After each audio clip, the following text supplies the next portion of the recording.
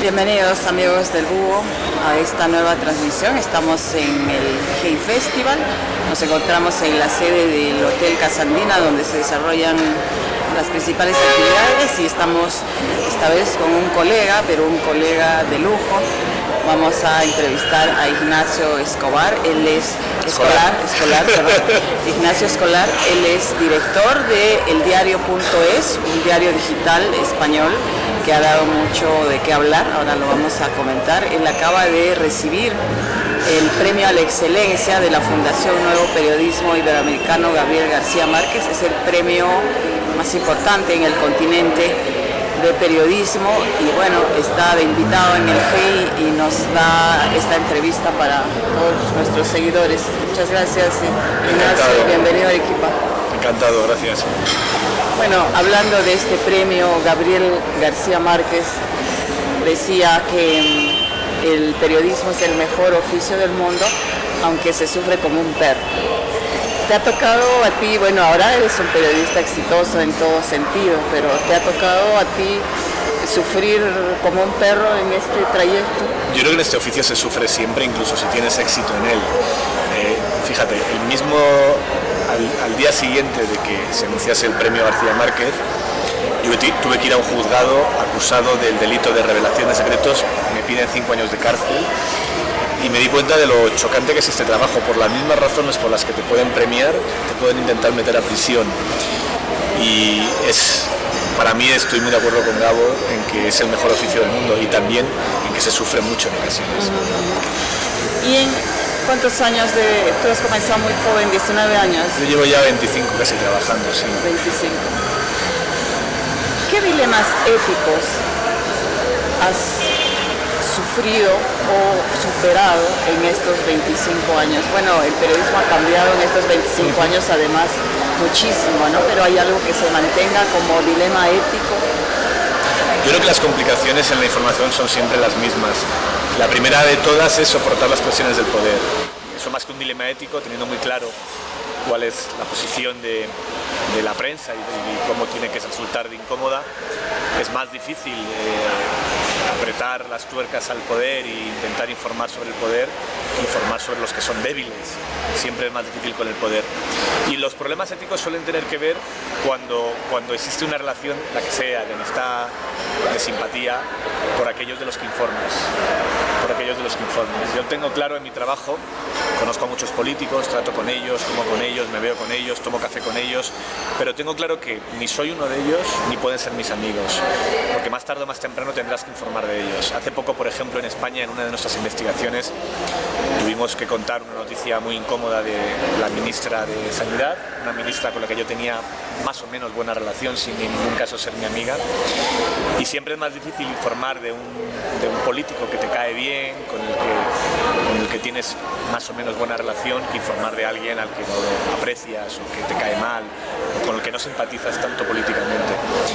Y ahí es donde tienes que demostrar que en tu trabajo la imparcialidad es la máxima principal. No puedes poner un rasero distinto a quienes te son simpáticos y a quienes no lo son. Bueno, eldiario.es es considerado como un modelo de un nuevo tipo de sostenibilidad para los periódicos que están en crisis, porque el modelo de la publicidad está en todo el mundo decayendo, ¿no? Pero, ¿qué es el éxito desde el punto de vista periodístico?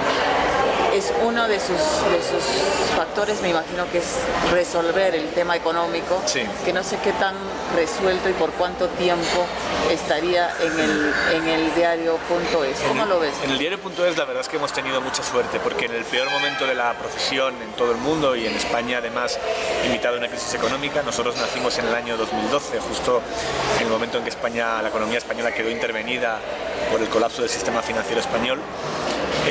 A pesar de eso hemos conseguido ser rentables año tras año, llevamos 6 años en utilidades, lo hemos hecho manteniendo el control empresarial del proyecto. Yo soy el principal accionista del diario, no solamente el director, y cuando me reúno con mi mesa de redacción por las mañanas, con mis jefes y jefas para decidir cuáles son las apuestas informativas del día, ahí no solo están mis compañeros de trabajo, sino la mayoría de la empresa, la mayoría de la del accionariado de la empresa. Eso nos da una independencia enorme. Y además lo hemos logrado gracias al apoyo de miles de lectores que nos respaldan económicamente. El diario.es se financia con publicidad, pero también con cuotas de lectores. Tenemos 34.000 socios, los llamamos, lectores que nos apoyan, suscriptores, y eso nos permite que depender de 34.000 personas es no depender de nadie. La independencia editorial consiste en depender de muchos y de ninguno, y es lo que hemos logrado en el diario.es. ¿Y cuánto está dispuesto un español que le guste leer o esté interesado por el periodismo de investigación? ¿Cuánto está dispuesto a pagar mensualmente? ¿Por qué es lo que paga? En nuestro caso, la tarifa mínima, la máxima es lo que quieras, hay gente que paga bastante más, pero la mínima son 5 euros al mes, 60 euros al año. Un euro creo que son 3,84 soles aproximadamente. Y no es un esfuerzo muy grande para la economía española, aproximadamente es el precio de 2 cervezas, 3 cafés al mes, pero con eso sí que logramos tener un respaldo económico muy fuerte. Las cuentas del diario, aproximadamente el 40%, el 35-40% de los ingresos son estas cuotas de lectores. ¿Y qué es la excelencia para ti en el periodismo? ¿Qué representa? Para mí el periodismo que creo que hay que proteger y el más valioso es el periodismo de contrapoder. Nosotros hacemos muchas cosas, también entretener, informar, formar, educar, pero para mí la razón por la cual las constituciones democráticas de todo el mundo blindaron el derecho a la información y la libertad de expresión como base de la democracia tiene que ver con nuestra capacidad para fiscalizar las cuentas del poder, para poder poner en aprietos al poder y combatir la impunidad. Para mí es ese tipo de periodismo el que más admiro y el que más me gusta ejercer. Bueno, en el Perú, no sé si en España, se ha vuelto más difícil resistir o combatir al poder económico que al poder político. Sucede en todo el mundo. Es una cosa... ¿Cómo les ha ido a ustedes en ese campo específico? Porque Pues también hay presiones, sí, también sin duda, hay chantajes, también sin hay duda, todo esto, sin ¿no? duda, y es más difícil porque el poder político está más expuesto en realidad que el poder económico. Nosotros en los años que hemos trabajado y que hemos publicado investigaciones las hemos hecho de todo tipo, también de informaciones sobre el poder económico, sobre cómo utilizaban la amnistía fiscal para defraudar impuestos importantes familias de la banca, de los negocios. Y claro, lo que logramos es que cuando nosotros informamos de un asunto de corrupción o un abuso de poder por parte de un político, sí que logramos más eco en otros medios de comunicación españoles, pero cuando informamos de temas de grandes empresas españolas no nos hacen tanto caso. Entonces, bueno, entonces es igual en... Es igual en todo el mundo, me temo, sí. Y ya desde el punto de vista político, ¿qué papel le auguras al periodismo en el futuro respecto a la democracia? En general, la prensa siempre ha sido el aliado natural, ¿no es cierto?, de la sociedad para fiscalizar al poder y como tal de garantizar un régimen más democrático. Pero ahora las cosas han cambiado no solamente en el ámbito político, en el ámbito de los medios, en los hábitos de consumo de la gente y en el mismo modo de ser de las personas, ¿no? Yo creo que ese periodismo va a ser mejor que el pasado, a pesar de la crisis que estamos sufriendo, por varias razones. La fundamental es porque los nuevos modelos de ingresos de los medios van a depender sí o sí del pago de los lectores. En todo el mundo la publicidad está cayendo por una razón sencilla, que es la competencia de Google, Facebook, que han conseguido la tecnología para hacer publicidad mucho más eficaz y más barata que la que podemos ofrecer o la que ofrecíamos en los soportes de prensa. Eso está provocando, ya está pasando en Estados Unidos, en España nosotros somos un ejemplo, van a venir más, que la mayoría de los nuevos medios de calidad o los medios que se reconvierten van hacia modelos de pago de lectores. Es algo que llegará, creo que a todo el mundo más tarde o más temprano, aunque todavía en América Latina no existe una cultura de pago por la información. Y eso tiene una buena noticia, porque la razón por la cual hablábamos antes que cuesta más informar del poder económico es porque nos financiábamos con el poder económico. Si nos financiamos con los lectores, y los lectores se convierten en el primer cliente de los medios de comunicación, de verdad, no es que lo digamos de manera teórica, sino que realmente dependemos de agradar a esos lectores y darles un servicio útil, creo que esa función de contrapoder del periodismo está más que garantizada. Me preocupa otra cosa, que es en el momento en que la información de calidad empieza a ser de pago o medio de pago, hay más espacio para la propaganda gratuita. Y eso genera fenómenos como las fake news, genera fenómenos como los medios partisanos y sectarios que están surgiendo en todo el mundo, Breitbart News en Estados Unidos, por ejemplo, y que ocupan espacios que hasta ahora, cuando eran gratis, los medios de comunicación convencionales ocupábamos. Creo que eso es preocupante, pero también tiene la ventaja de que va a quedar muy claro cuál es la diferencia entre un medio de calidad que se dedica a hacer información y periodismo al servicio del ciudadano y medios que responden a otro tipo de intereses. Y tú también eres consultor de medios, sí. ¿no? En Internet. Te preguntaría, estamos en una ciudad que no es la capital de Perú. Había muchos medios locales, principalmente radios, sí. muchos de los cuales han cerrado, ¿no? En Arequipa. Los periódicos son ahora como filiales de las grandes cadenas nacionales. Sí. Y hay esa tendencia, ¿no? Y además el Perú siempre ha sido un país muy centralizado. Como medios locales, ¿te parece importante que subsistan los medios locales? ¿Y cuál sería en este nuevo esquema que tú, como ves, la industria? Bueno, la industria. no llegamos a industria, no llegamos pero a industria. Más o menos, ¿no? Sí, no entiendo. ¿Cómo lo ves? Nosotros, yo creo que eso es un problema mundial que tiene que ver con las estructuras de costes y con cómo las capitales de los países acaban acumulando la información, y la broma que hacemos en Madrid es que cuando nieva en Madrid no nieva en toda España, y que si llueve en Madrid no llueve en toda España. Imagino que con Lima pasará exactamente lo mismo.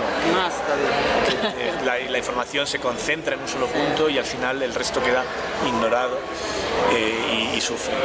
En nuestro caso, en el diario.es, tenemos una estructura muy diferente, en el sentido de que en mi redacción somos 90 personas en la redacción de Madrid y 50 en las ediciones locales. Es un porcentaje bastante razonable en comparación con la mayoría de los medios, porque desde el primer momento entendimos que parte de nuestra oportunidad consistía en hacer información de verdad pegada a la calle, y que el valor del diario es que no solo destapamos los casos de corrupción de Madrid, sino también los de Barcelona, los de Sevilla, los de Bilbao, los de Córdoba, y es por medio de redacciones locales.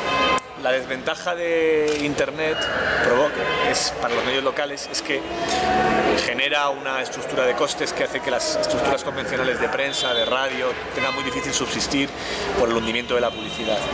La ventaja es que los costes en Internet son tan baratos que permite generar nuevas estructuras más ligeras en lo local. Y creo que son dos fuerzas que se compensan. Por un lado, la concentración de medios relacionada con la industria, entendida como industria pesada casi, y por otro lado los espacios que deja esa industria al concentrarse en la periferia, tanto de enfoques de información que otros medios no cubren, que es lo que hicimos en el diario, como espacios de información que no están cubriendo. La Internet ha traído todas esas ventajas, pero también ha traído las redes sociales, sí. Que para muchos son un enemigo del periodismo. ¿Cuál ha sido la experiencia del diario.es, por ejemplo? ¿Cuál es su relación con las redes sociales? Nosotros, una parte fundamental de la razón por la cual, con tan poco dinero, porque el diario.es empieza con un proyecto muy pequeño, los ahorros de un grupo de periodistas, ahora somos uno de los medios más grandes de España, pero empezamos muy chiquitos. Y fue en gran medida gracias a las redes sociales. Nosotros contábamos, los periodistas que fundamos el diario, contábamos con mucha comunidad de seguidores en redes sociales. En mi caso, pues tengo 900.000 seguidores en Twitter, tengo 300.000, 400.000 en Facebook. Y esa comunidad me ha ayudado mucho a construir un medio sin contar con la gran inversión necesaria en otros casos si no tienes un patrimonio de lectores que puedes trasladar de mi anterior periódico a mi nuevo periódico. Al mismo tiempo sí que creo que es un error, sí, sin ninguna duda. El fundamental es que las redes sociales están acabando con la jerarquía informativa. La jerarquía informativa, que es fundamental en el periodismo, es ordenar la realidad y decir a los lectores esto es importante, esto es accesorio, esto es irrelevante. Y esa jerarquía es un poco el famoso eslogan del New York Times, las noticias que merecen ser impresas. De todas las que hay en el mundo seleccionamos estas y las ordenamos en las de portada y las que van en breve. Esa jerarquía sale bola por los aires con las redes sociales, porque la jerarquía la marca tu entorno social y la gente que se informa de su timeline acaban llegando solamente a lo que es su entorno de amistades, a los likes, a las noticias que te relaciona, que te recomiendan. Y tiene el problema de acabar viviendo en una burbuja de tus propios prejuicios, porque la gente que te rodea y que piensa como tú acaba rechazando la información que no le gusta y multiplicando la información que le gusta, sea o no sea cierta, y muchas veces ni siquiera es cierta. Y esto es claramente un problema. Aquellas personas que se informan solo por su muro de Facebook no están informadas, están sujetas a la propaganda en muchas cosas. Bueno, también han traído las fake news y esta Sí. otra cosa que es esa especie de guerra que se da particularmente en Twitter, los Sí, insultos y los sí, eso yo lo sufro troles mucho. y eso, ¿no? Sí, es cierto. Bromeaba un amigo el otro día diciendo que lo malo de las redes sociales es que los estúpidos han descubierto que son muchos. Entonces se han puesto de acuerdo entre ellos para insultar a todo el mundo que no piensa como ellos, ¿no? Y es cierto que eso es un problema, ¿no? Me da la impresión de que estamos ahora maximizando la importancia de estas redes por la novedad, ¿no? Somos una generación que acabamos de llegar a este mundo en el que todo el mundo tiene capacidad, no de expresión en la barra del bar o en la cafetería, sino en todo el mundo, y que todavía no hemos entendido cómo funciona, y estamos aplicando a las normas y a las maneras de entender el mundo que teníamos antes a la nueva realidad, ¿no? Pero sí, esa crispación y esa polarización de las opiniones públicas son un problema, porque además se parte de algo muy humano, que es que queremos creer las mentiras. El humano quiere creer las mentiras y para muchas personas es más fácil creer una mentira que reconocerse que estaba equivocado en algo. Es más fácil refugiarse en una mentira, pues ni el político al que voté es corrupto, no, eso es vamos a ir a la mentira, que es que en realidad es todo un montaje. Es más fácil creer en la mentira que creer que me equivoqué al apoyar a este partido, a este político, al pensar de esta manera, ¿no? Y es algo de lo que ninguno nos libramos, ¿no? Tienes que todo el día pelear contra tus propios prejuicios y tu propio sesgo ideológico que te lleva a cometer errores, porque quieres creer aquello que no te va a dejar en evidencia en lo que pensabas antes. Así es. Bueno, y para terminar, si tú no hubieras sido periodista, si las circunstancias de tu vida, que digamos tu padre era periodista, toda tu familia creo que son... La mayor parte de mi familia, mi padre y mi madre son periodistas. ¿Qué hubiera sido? Probablemente escritor, porque lo que más me gusta es leer y escribir, pero no he querido ser otra cosa, no quería ser ni bombero, ni astronauta, ni nada más que periodista. Desde muy pequeño, porque lo veía en casa, siempre quise ser periodista y creo que acerté, en el sentido de que creo que este oficio es el mejor del mundo por muchos motivos, pero el fundamental es porque nos pagan por satisfacer nuestra curiosidad y contárselo a la gente, y eso es un trabajo No, envidiable. pero no siempre pagan bien, ¿eh? Eso sí, bueno, ya si pagasen bien ya sería el mejor oficio del mundo, ¿no? No siempre pagan. Está mal pagado, tiene malos horarios, tiene un estrés brutal, tienes jornadas larguísimas, no se descansa porque no deja de ser periodista las 24 horas del día, pero al mismo tiempo es un privilegio. Así es. Bueno, muchas gracias, Ignacio. Gracias a ti. Escolar. Es un error muy común, el confundirme de mi apellido. Bueno, muchas gracias por estar con nosotros. Encantado. Amigos, vamos a seguir nosotros en esta cobertura del Hey Festival. Hacemos una pausa y ya regresamos con más. De acuerdo en chiste argentino.